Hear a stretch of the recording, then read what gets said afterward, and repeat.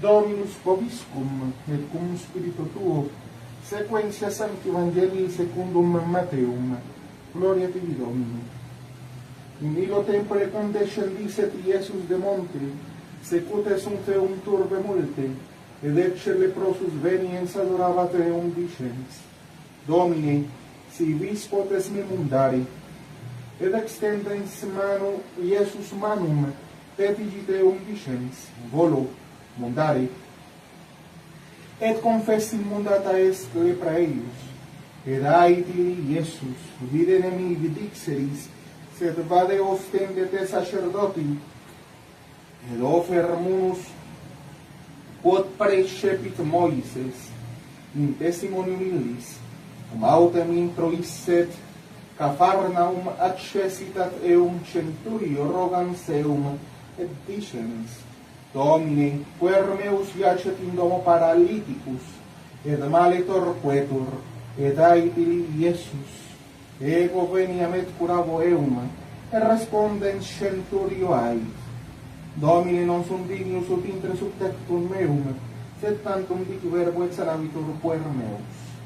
Amed ego homo sum sub potestate constitutus, avem sub me milites, et dicoit: vade et vadit, et alii venit et venit, et servo meo fac hoc et facit. Audiens autem Iesus miratus est, et sequentibus et dixit: Amen dico vobis non invenitantam fidem in Israel, dico autem vobis, quod multi ab oriente et occidente venient, et recumbens cum Abraham et Isaac et Jacob in regno celorum, filii autem regni ei scientur in tenebras exteriores, ibi erit fletus, estridor densium, et dixit Iesus centurioni: vade, et sicut credidisti fiat tibi, et sanatus est puer in illa hora. Laus tibi Christe.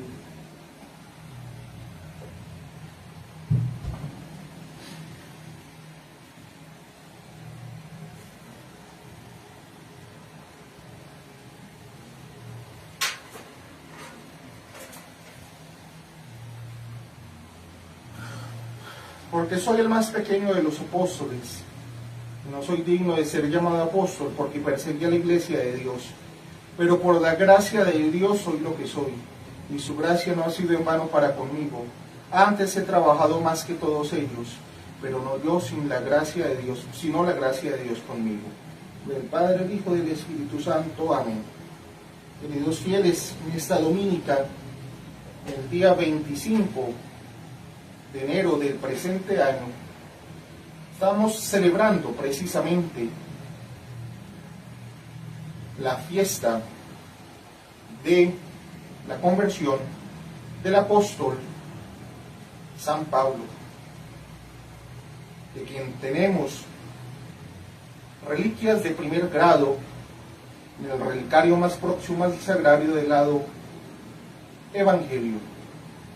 Conmemoramos también en la misa, como tercera oración, a San Pedro, ya que si se celebra a San Pedro solo, se conmemora a San Pablo y viceversa. Hoy conmemoramos, queridos fieles, no la historia completa de San Pablo, ni de su martirio, ya que es el día 29 de junio, sino su maravillosa conversión. Tomaremos algunos fragmentos del sermón del Padre Bórtalo, escrito para la fiesta de hoy, y complementamos también con algunos de San Agustín y de composición mía. Cada etapa de la vida de San Pablo, queridos fieles, está llena de maravillas y admite una conmemoración separada, la cual de hecho hacemos cada vez que leemos los Hechos de los Apóstoles, o precisamente las epístolas escritas por este apóstol. Sin embargo, en este día, en este domingo, se selecciona para el recuerdo aquel evento que fue el comienzo de su maravillosa trayectoria, y podemos seguir provechosamente, si Dios quiere, el hilo de su pensamiento, que así se nos abre. No podemos olvidar fácilmente la manera de su conversión. Viajaba a Damasco con autoridad de los sumos sacerdotes para apresar a los cristianos y llevarlos a Jerusalén. Se había puesto del lado del partido perseguidor desde el primer acto de violencia, el martirio de San Esteban, y continuó a la vanguardia en una mala causa, tratando con ciega rabia de derrotar lo que realmente era obra del poder y la sabiduría divina. En medio de su furia fue derribado por un milagro y convertido a la fe que él perseguía. Observen las circunstancias del caso. Cuando se derramó la sangre del joven Esteban, Saulo, entonces un hombre joven, estaba presente y consintiendo en su muerte, y guardaba las ropas de los que le mataban. Se registran dos discursos del mártir en sus últimos momentos, uno en el que oraba para que Dios perdonara a sus asesinos, y el otro el testimonio de que veía en los cielos abiertos a Jesús sentado a la diestra de Dios. Su oración fue maravillosamente respondida. Esteban vio a su Salvador. La siguiente visión de ese Salvador a un hombre mortal fue concedida a ese mismo joven que martirizaba a Esteban, al mismo Saulo, quien compartió su asesinato y su intercesión. Fue extraño en verdad, y cuáles habrían sido los pensamientos de San Esteban si hubiera podido saberlo. Las oraciones de los hombres justos valen mucho. El primer mártir tuvo poder ante Dios para levantar al más grande apóstol. Tal fue el honor puesto sobre las primicias de aquellos sufrimientos en los cuales la Iglesia estaba entrando. Así, desde el principio, la sangre de los mártires fue la semilla de la Iglesia. La sangre como bautismo, precisamente, de aquellos catecúmenos que no habían recibido aún las gracias de las aguas bautismales.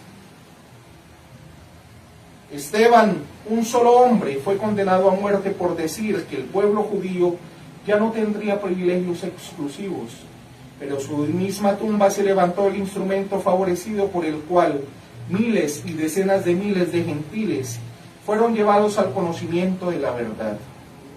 Aquí entonces, primero, es memorable la pasión de Esteban en la conversión precisamente de San Pablo, y es que fue un triunfo para el enemigo y sobre él.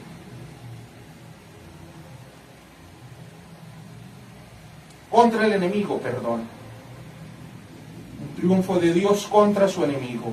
Cuando Dios Todopoderoso quiso convertir al mundo, abriendo la puerta de la fe a los gentiles, ¿quién fue el predicador de su misericordia? ¿No fue uno de los primeros seguidores de Cristo? Para mostrar su poder, extendió su mano Dios en medio de los perseguidores de su Hijo y se apoderó del más tenaz de entre ellos. La oración de un moribundo es la señal y ocasión de ese triunfo que él había reservado para sí mismo. Su poder se perfecciona en la debilidad, como antiguamente rompió el yugo de la carga de su pueblo, la vara de su hombro y el cetro de su opresor. Saulo se dirigía furiosamente a Damasco en español, pero el Señor Todopoderoso conocía su morada, su salida y su entrada, y su furor contra él.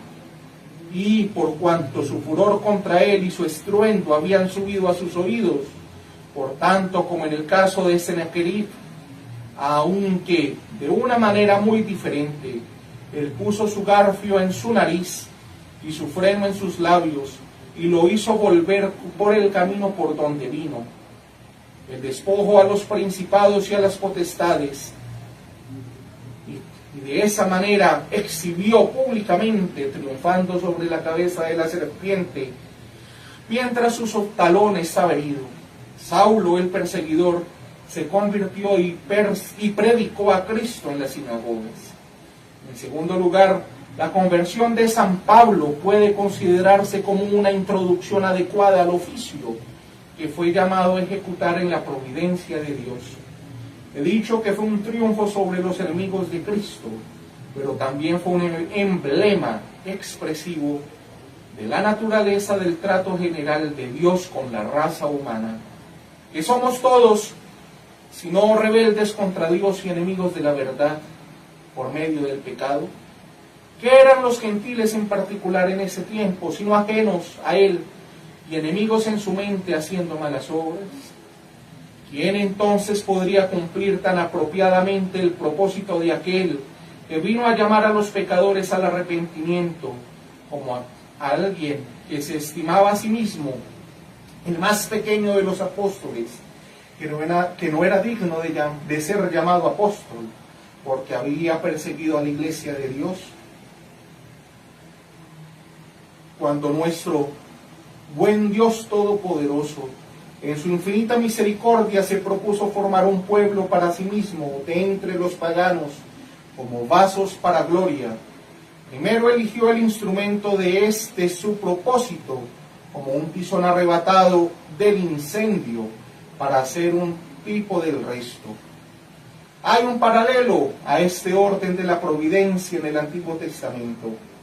A los judíos se les pidió mirar a la roca de donde fueron tallados. ¿Quién fue el patriarca especial de su nación? Jacob. Abraham mismo, de hecho, había sido llamado y bendecido por la mera gracia de Dios. Sin embargo, Abraham tenía una fe notable. Jacob, sin embargo, el patriarca inmediato y peculiar de la raza judía, es representado en el carácter de un pecador, perdonado y reclamado por la misericordia divina, un errante exaltado para ser el padre de una gran nación.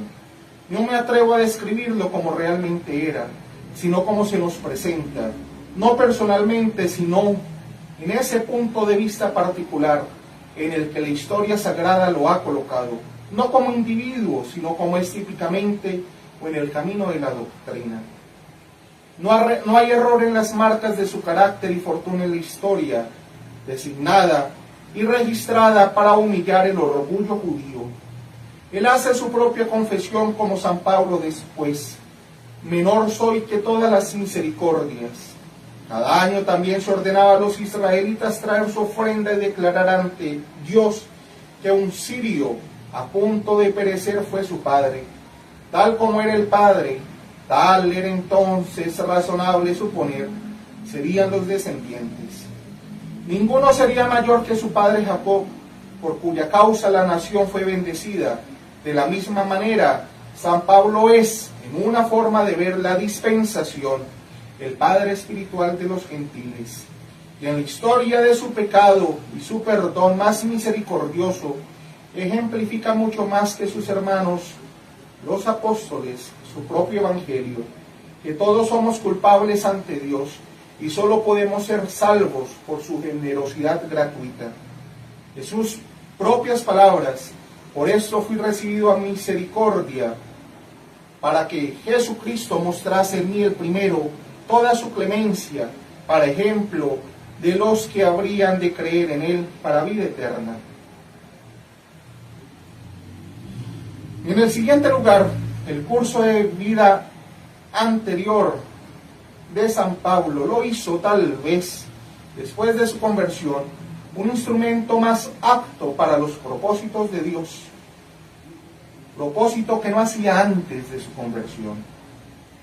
Propósito dirigido a los gentiles, así como una muestra más llamativa de ello. Aquí es necesario hablar con precaución.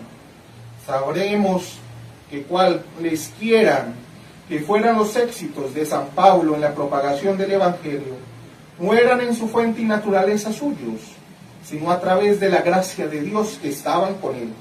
Aún así, Dios hace uso de medios humanos, y es lícito indagar reverentemente cuáles fueron estos, y por qué se empleó a San Pablo para convertir al mundo pagano, en lugar de a Santiago el Menor o a San Juan. Sin duda sus dotes intelectuales y conocimientos estaban entre las circunstancias que lo prepararon para este oficio. San Pablo predicó, usando la filosofía romana, la filosofía griega,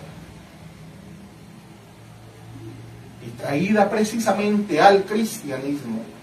Nada es tan difícil como entrar en los caracteres y sentimientos de hombres que han sido educados bajo un sistema filosófico y religioso muy diferente al nuestro, y discernir cómo se les puede dirigir de manera más contundente y provechosa.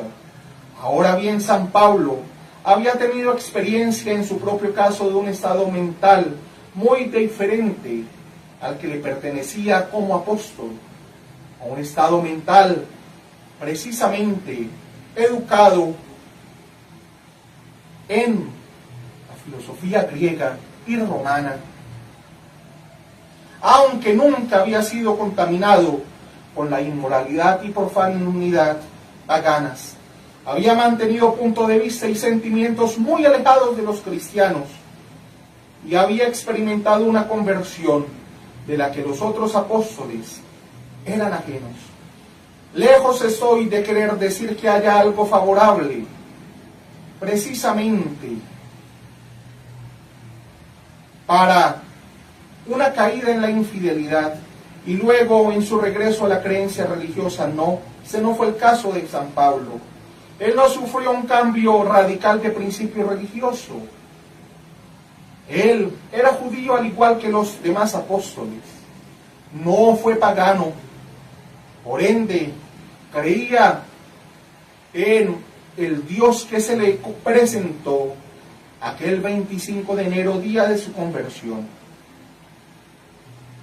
Lo que quiero decir es que su terrible temeridad y ceguera, su rabia cruel y obstinada y confiada en sí misma contra los adoradores del verdadero Mesías, luego su extraña conversión, luego el largo tiempo que discurrió antes de su solemne ordenación, todo eso constituyó una preparación peculiar para el oficio de predicar a un mundo perdido, muerto en el pecado.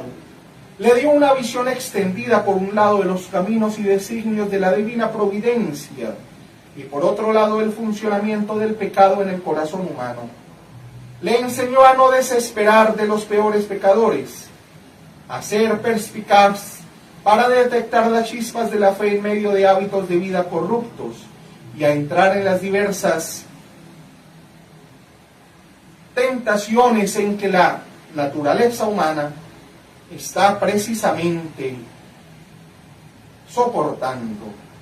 En medio del paganismo entró San Pablo y sacó precisamente frutos de allí, de abundantes conversiones para el buen Dios, débiles y fuertes, siendo débil con los débiles, fuerte con los fuertes para sobrellevar sus cargas, para instruirlos y animarlos. En una palabra, fue una ayuda y guía de sus hermanos. Le dio a conocer en buena medida los corazones de los hombres, un tributo precisamente que Dios le concedió, perteneciéndole únicamente a Dios, pero que en nosotros apenas puede existir sin nuestra propia melancólica experiencia, en ningún grado el mal moral en nosotros mismos. Si tomamos a dos hombres igualmente avanzados en la fe y santidad, precisamente digo, predicaría con mayor éxito a una variedad de hombres, aquel que tuviera la mayor experiencia en su propia historia religiosa de tentación, de la guerra de la carne y el espíritu, el pecado y la victoria sobre el pecado.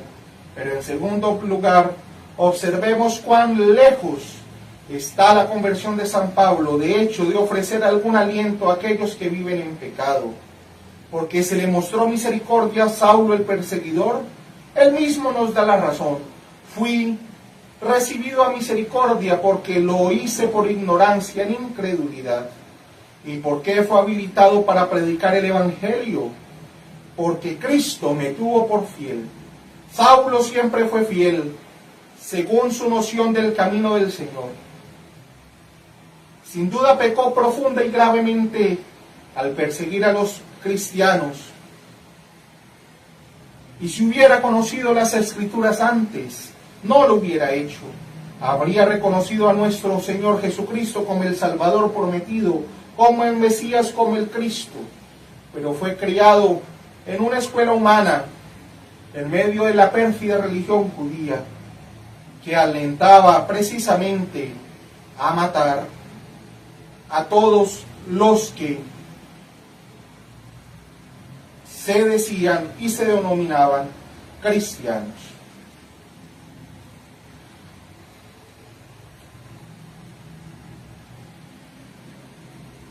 Les pregunto yo a ustedes, queridos fieles, ¿quién no ha sentido temor de estar desviándose de la verdadera doctrina de Cristo?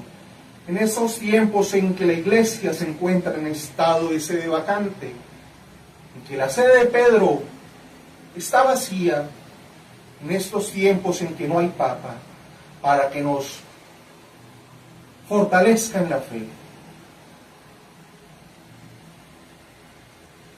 ¿Quién de nosotros, queridos fieles, quizás se haya alejado de esta verdadera doctrina, pero con los rayos de la luz misericordiosa de nuestro buen Dios, así precisamente como hoy, en la fiesta de la conversión de San Pablo, ese buen Dios se acuerda de nosotros y nos mira y nos llama de nuevo a su rebaño?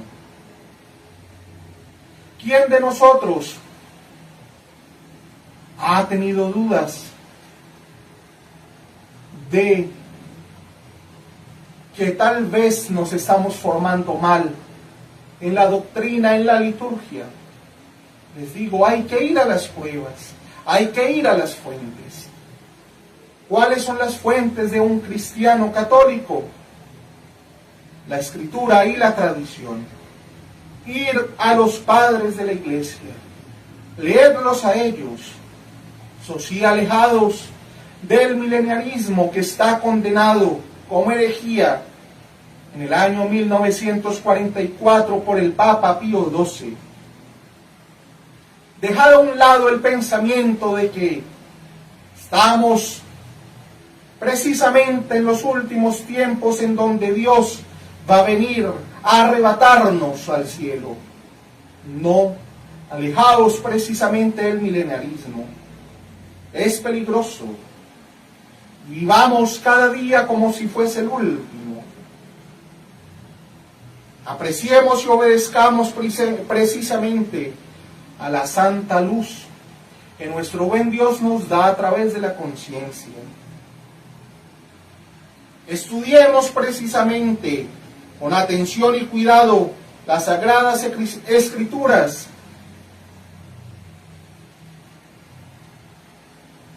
Leamos cada vez más las epístolas de San Pablo, el Catecismo de Trento,